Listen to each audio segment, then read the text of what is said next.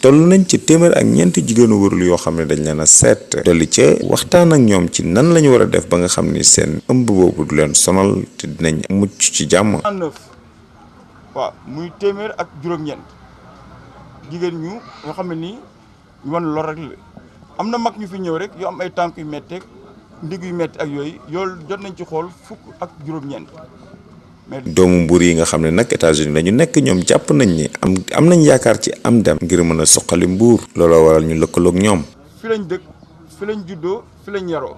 waxe yow presque alors lu ëpp ñaar fukki at bon maa ngi ci àll bi mais Mbuur lu ko xosi ñu yëg ko looloo tax ñu am yaakaar ci ku mel ni Cheikh Issa Sall biñ ko gisee déglu ay waxam jaar ci suuf aussi. looloo tax tey ñu taxaw fii di wax. mais wax jiite am dem nag moom jàpp na ni activité bi dafa dugg ci programme santé mouvement bi. moo taxit rafetlu na taxawaayu seen partenaires yi.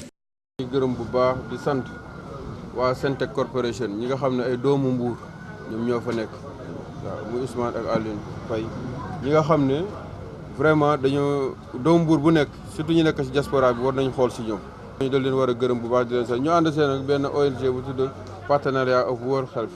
américains yi nag fas yéene nañoo yóbbu Amérique képp koo xamee ni sa feebar dafa jéggi dayoo moo ne sax tànn nañ ci ñaar ñoo xamee ni dañ leen di yóbbaale pour faj la